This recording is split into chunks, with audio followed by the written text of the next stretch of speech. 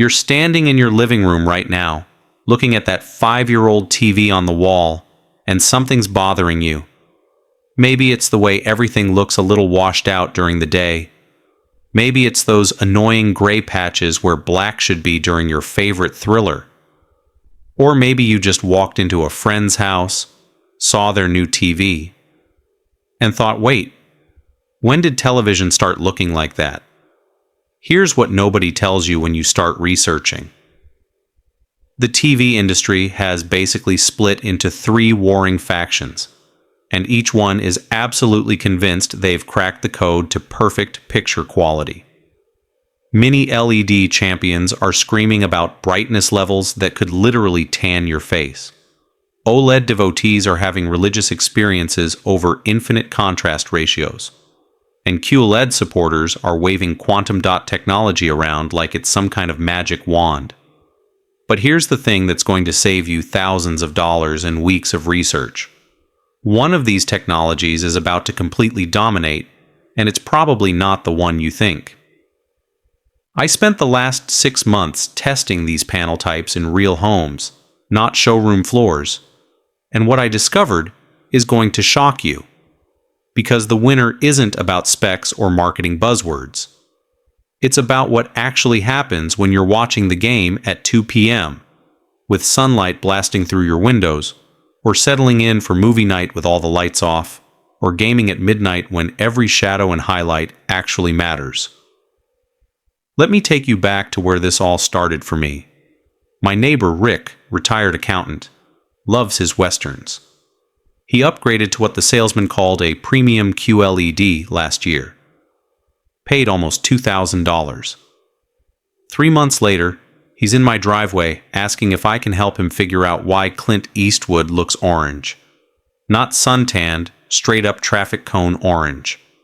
I go over, take one look at his TV in his bright living room, and immediately know what happened. He bought into a technology that sounds incredible on paper, but wasn't built for his actual viewing environment. That's when I realized most people are making decisions based on what sounds impressive, not what actually works in their living room, with their lighting conditions and their viewing habits. So let's cut through the nonsense. Mini-LED is basically taking the traditional LED backlight and shrinking it down into thousands of tiny zones that can dim independently. Imagine instead of having 10 light switches controlling your house, you suddenly have 10,000. That's the idea. More control, more precision, brighter highlights without washing out the dark parts. OLED takes a completely different approach. Every single pixel generates its own light. Turn off a pixel, you get perfect black. It's like comparing a light switch to a dimmer, except there are over 8 million individual dimmers working simultaneously. No backlight bleed, no haloing, just pure pixel-level control. Then there's QLED, which is Samsung's answer to the whole debate. They took traditional LED backlighting and added a layer of quantum dots, these microscopic nanocrystals that enhance color and brightness. Think of it as putting a really expensive filter on a powerful flashlight to make the colors more vivid. Now here's where it gets interesting, and this is what the salespeople never explain. I set up a blind test in my basement with 3 TVs, a top-tier Mini-LED, a flagship OLED, and a premium QLED. Same size, all 65 inches. Same price bracket, around $2,000. I invited 15 people over, a mix of ages, viewing preferences, everything. First test was daytime viewing, blinds open, natural light pouring in. I played the same nature documentary on all 3. The Mini-LED absolutely destroyed the competition. Colors were punchy, details were crisp, and most importantly, you could actually see the screen without squinting. The OLED, which everyone assumes is the automatic winner, looked dim by comparison. Not bad, just noticeably less vibrant. People kept gravitating toward the Mini-LED, asking which brand it was. The QLED performed well too, bright and colorful, but there was something artificial about it. Greens looked a little too green, blues felt pushed, like someone cranked the saturation slider past realistic. One person described it as watching the world through an Instagram filter. Then we did the nighttime test. Lights completely off, pure darkness, watching a thriller with lots of shadowy scenes. This is where OLED just annihilated everything else. The blacks weren't dark gray or almost black, they were the absence of light. When a character walked through a dark hallway with just a sliver of light from a doorway, you could see every graduation of shadow. The Mini-LED tried, and credit where it's due, it got close, but there was this subtle halo effect around bright objects on dark backgrounds. Not deal-breaking, but once you noticed it, you couldn't unsee it. The QLED struggled here. Blacks looked more like dark gray, and the whole image had this lifted, slightly washed-out quality that killed the tension of darker scenes. Gaming tests came next, and this is where things got really surprising. I loaded up the same racing game on all three, something with lots of fast motion and bright, colorful graphics. The OLED had the fastest response time, butter smooth, zero motion blur. For competitive gamers, that's huge. But the Mini-LED was shockingly close. And here's the kicker, it was brighter during HDR highlights. When the sun hit your windshield in the game or explosions went off, the Mini-LED made you squint. In a good way. That sense of impact, of visual punch, was incredible. The QLED fell somewhere in the middle. Good performance, no major complaints, but nothing that made you go, wow. But here's what really matters, and this is the part that nobody talks about. After 3 months of daily use, I checked back in on all three TVs. The Mini-LED looked identical to day one. Bright, punchy, consistent. The QLED also held up perfectly, no issues. The OLED, and this hurt to see, was showing the faintest hint of image retention. Not permanent burn-in, but if you left a logo on screen for too long, you could see a ghost of it for a few seconds afterward. Now, modern OLEDs have way better protection against this than older models. Pixel shifting, screensavers, automatic brightness limiters. But the risk is still there, especially if you watch a lot of content with static elements. Cable news with permanent tickers, sports with score overlays, even just leaving the same streaming app menu up for hours. Let me tell you about my friend Sarah. Documentary filmmaker, watches hours of footage every day for work. She bought a beautiful LG OLED 2 years ago. Fell in love with the picture quality. Last month, she noticed a faint CNN logo burned into the bottom corner because she'd been leaving news on all day while working. Not severe, but visible enough on dark scenes that it drives her crazy. She's not angry at the technology. She just wishes someone had explained that OLED requires a bit more care in how you use it. If you're the type who leaves the same channel on for background noise, OLED might not be your friend long term. Now, let's talk about real-world reliability and how these technologies age. I talked to repair technicians, the people who actually see these TVs after they've been in homes for years. Mini-LED panels, according to every tech I spoke with, are tanks. The failure rate is incredibly low, and when something does go wrong, it's usually the main board or power supply, not the panel itself. QLED, similar story. Samsung's build quality is generally excellent, and the technology is mature and proven. OLED, this is trickier. The panels themselves are more delicate.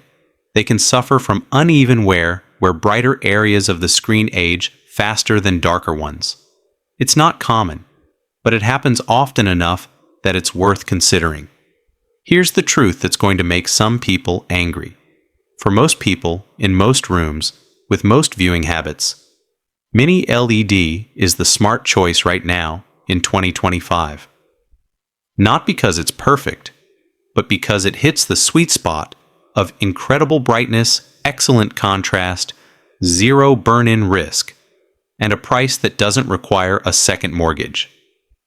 You get about 85% of OLED's contrast performance with 150% of its brightness and none of the long-term anxiety.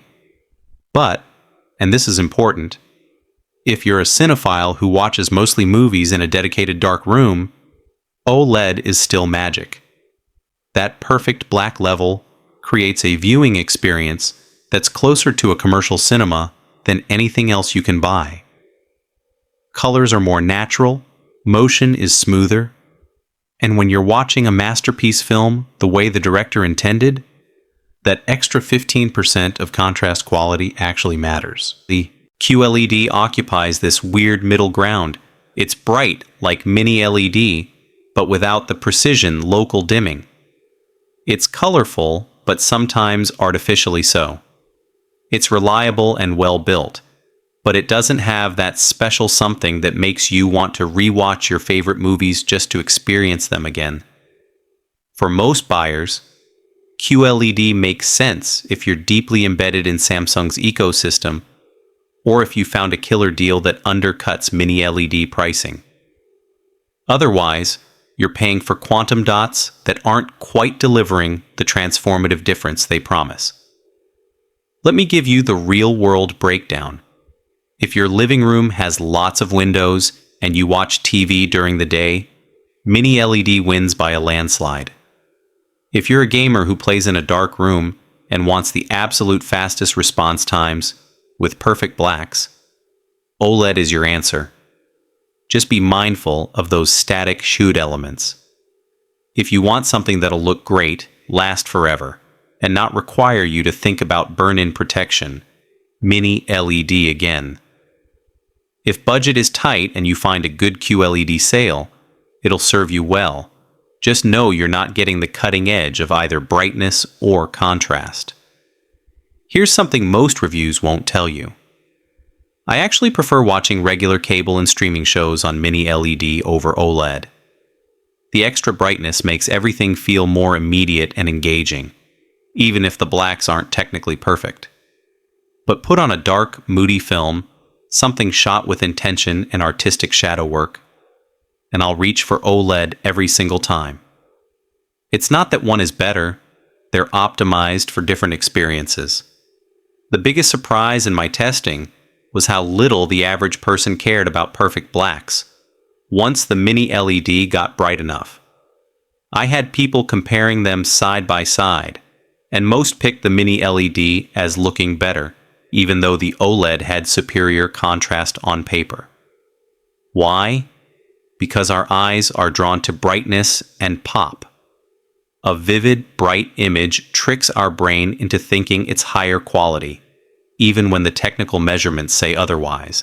The TV industry has known this for decades. It's why showroom floors are lit like operating rooms, and every display is cranked to torch mode. So, what's the shocking result that nobody expected? It's not that one technology wins everything. It's that Mini-LED has quietly become the best overall choice for the widest range of people, and almost nobody is talking about it. All the hype is still around OLED versus QLED, this binary choice that ignores the middle option that's actually superior for most real-world use cases. The brands pushing Mini-LED aren't spending billions on marketing like Samsung does with QLED or LG does with OLED, so it flies under the radar. But if you talk to people who actually own these TVs and live with them daily, Mini-LED owners are consistently the happiest. No buyer's remorse, no worrying about screen protection, just a great picture that works in any lighting condition. Now let me tell you about the moment that changed everything for me. I was at my brother's house last month, and he just installed a 75-inch Mini-LED in his family room. Big windows on 3 sides, basically a greenhouse. His old QLED from 2019 had been struggling, looking dim and washed out whenever the sun was up. We sat down to watch a basketball game at noon. Absolute worst-case scenario for most TVs. The ball was popping off the screen. You could see every bead of sweat, every detail in the crowd.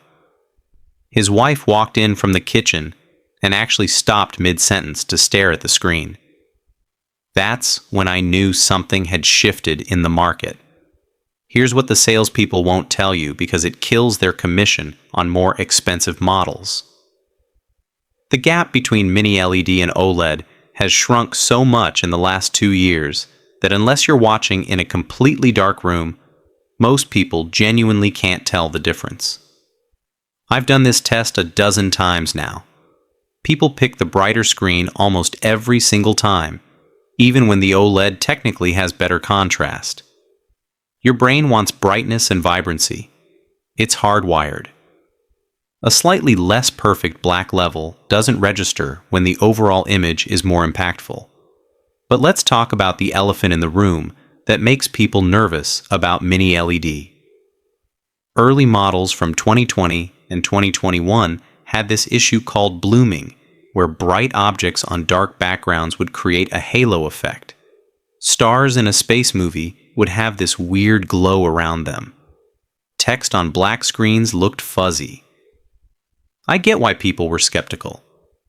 But the 2024 and 2025 models have essentially solved this.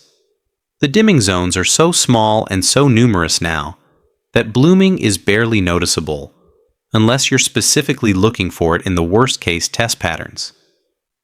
In real content, actual movies and shows, it's a non-issue.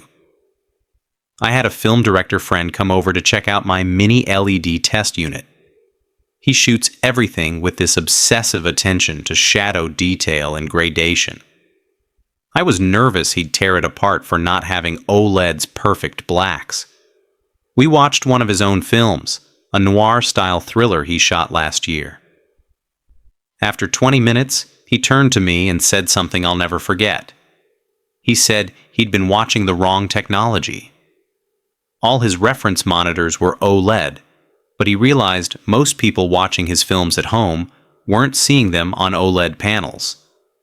They were watching on whatever they had, often in less than ideal conditions. The Mini-LED actually represented how his audience was experiencing his work better than his $10,000 reference display. Let's get into price because this matters more than any spec. A comparable OLED and Mini-LED at the same screen size will usually put the Mini-LED about 20 to 30% cheaper. That's $600 to $800 on a 65-inch set. For that savings, you're getting a display that's brighter, has zero burn-in risk, and will probably outlast the OLED by several years. The only thing you're giving up is that last bit of perfect black level performance. Unless you're watching in a bat cave, that trade-off makes financial sense. QLED pricing is all over the map because Samsung uses the term for everything from budget models to flagship sets. You can find a QLED for $800 or $3,000, and they're not remotely the same product. That's part of the problem with QLED as a technology category. It's more of a marketing term than a specific technical standard. Some QLED TVs have excellent local dimming and compete with Mini-LED. Others are basically standard LED panels with a quantum dot filter slapped on. You have to do your homework, check the specific model number, and that confusion alone is enough to steer most people toward the more straightforward choice. What about longevity and future-proofing? This is where Mini-LED really shines, and I mean that both literally and figuratively. The LED backlights in these panels are rated for over 60,000 hours of use. That's watching TV 8 hours a day for 20 years. OLED panels, their organic compounds degrade over time. The industry standard estimates they'll maintain peak brightness for about 30,000 hours before you start seeing noticeable dimming. Still plenty of life, but half of what Mini-LED offers. And here's the thing nobody mentions. When an OLED degrades, it degrades unevenly. Brighter areas wear faster, which can create uniformity issues even before you hit burn-in. One more thing worth mentioning is power consumption. The Mini-LED pulled significantly less wattage than the OLED during everyday mixed content viewing, which over the years adds up to real savings on your electricity bill. The winner nobody expected is the technology that matches your real life. And for most people in 2025, that's Mini-LED.